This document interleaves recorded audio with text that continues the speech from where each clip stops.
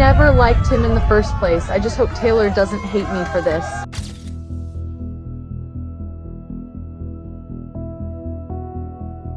Skyline Chili. And you guys was playing Cincy.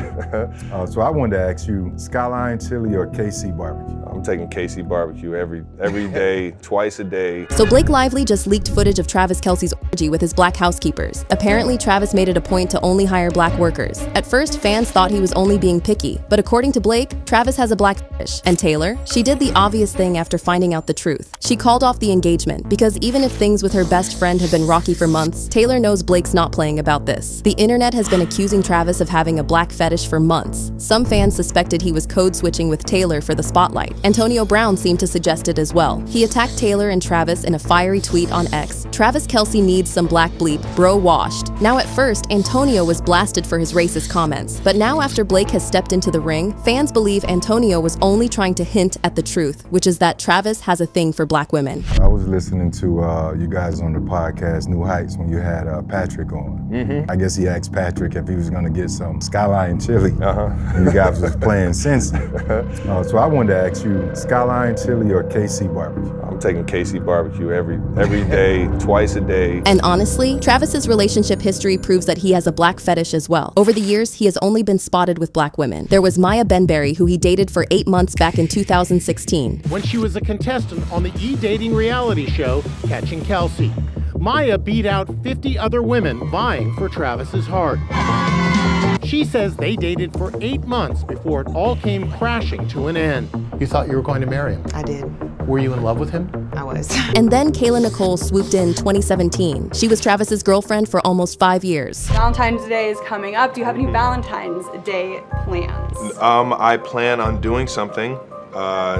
Haven't figured out where we'll be yet. Okay. It's we've been jumping around from city to city since the season's end, and I think I might treat her to something, a nice scenic dinner out here in Los Angeles. So yeah. We're still trying to figure it out though. Travis was also rumored to have something with NBC Today correspondent Zuri Hall at one point. Travis Kelce. Yeah, he's coming to Stagwell Sport Beach, so we're hoping to run into him. Are you hoping to run into him? He is an Ohio guy. Shout out to Trav, definitely the homie. I love him and Taylor together. It's been really fun kind of watching that blossom and bloom in public. And yeah, Ohio all day. Because I was like, what do you laugh about that? You're like, you guys were spotted together like once, and everyone's like, oh my God! Like, is it kind of like, do you laugh that stuff off? I laugh that stuff off, particularly when rumors aren't true. In fact, he was even accused of trying to shoot his shot with Megan Thee Stallion. So this is completely within his wheelhouse. And one of my buddies texted me, he said, listen, bro, I don't care what you got going on. If you are in the best physical shape of your life as a Super Bowl champion and you can't even take a swing at that, and you can't even take a swing, what are you doing it for? Now, what's interesting is that most of the women Travis dated did not have anything good to say about him. She's the beauty who says she was betrayed by Taylor Swift's new boyfriend, Travis Kelce. Like the saying goes, once a cheater, always a cheater. One day they're gonna have to stop calling me somebody's ex. I don't know if that means I have to date someone else publicly. I don't know what's gonna say. That's so good. That's good. I eventually they're gonna have to just let it go. Taylor urged black women everywhere to preserve their heart when it came to dating Travis. Dear black girl, they may call you a traitor for falling in love. You'll hope the ones closest will protect you, but you will quickly find out that people don't protect what they don't value. They'll say you're too much, too provocative, too boisterous, too outspoken, and in the same breath tell you that you're not enough.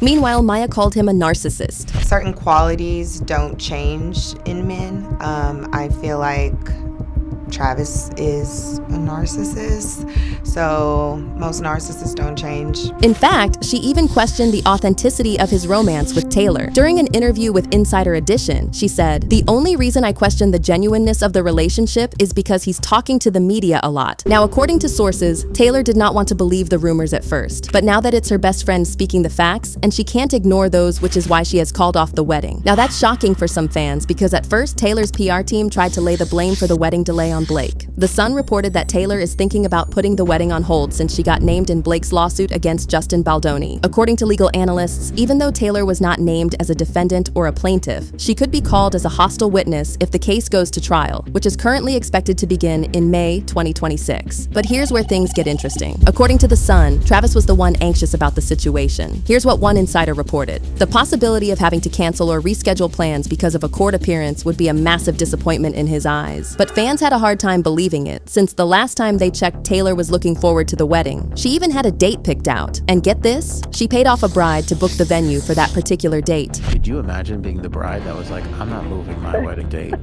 for anybody. Taylor Swift can go to hell.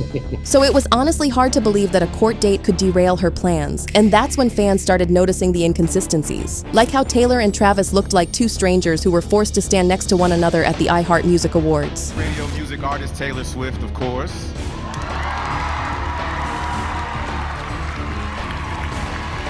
The chemistry of cousins who see each other once a year at Christmas. Do they even know each other? The blind items seem to confirm that there was something wrong between the two. I don't know if it was because she was essentially forced to be there, but the A-list singer and her guy were faking it for the cameras hard last night. And well, that's when insiders started spilling the real tea. Blake and her legal troubles were never the problem. It was always Travis. An insider revealed they haven't even started a guest list yet, as their priority is cherishing their time together over stressing over spreadsheets. Why? Because Travis was having a hard time with his career in the air. For those of you who don't know, Travis has been thinking about switching teams and even retirement after the Kansas City Chiefs performance during the 2025-26 season. What you doing talking about you might contemplate retirement for?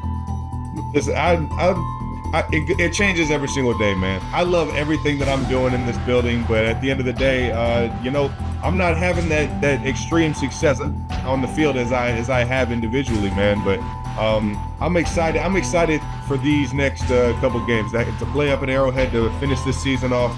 And I'll reevaluate it like I always do, and I'll probably tell myself how much I love this thing. And Taylor? She's trying to play the good partner. Taylor is trying to put him in a better mood by spending more time with him and not bombarding him with wedding plans. She would want him to focus on the wedding after he makes his career decision, because she knows how important that is to him. They have been together and in love, and have enjoyed the success of her tour and career, and his Super Bowls and his career. Travis hasn't been in this position before, where he is staring at his future with complete 2020 vision. But honestly, fans think Taylor's being played. I can't stand Mr. Kelce. I knew it would not last between him and Mrs. Swift. He used women, and I feel sorry for all the black women he dates, as I think they are being used. They believe he was only delaying the wedding so he could settle down with a black woman in the end. And that he only struck up a relationship with Taylor for publicity reasons. Leaked documents actually back up that theory. A supposed document leaked from Travis's PR agency stating that this relationship is a contractual publicity stunt and was set to expire on September 28th. But Taylor's only realizing it now thanks to Blake, even though the signs were always there. At the end of the day, Taylor's not getting her happy ending. Travis never intended to give her one. The only question is Taylor going to make him pay for deceiving her, or is she simply going to brush things under the rug to avoid the humiliation?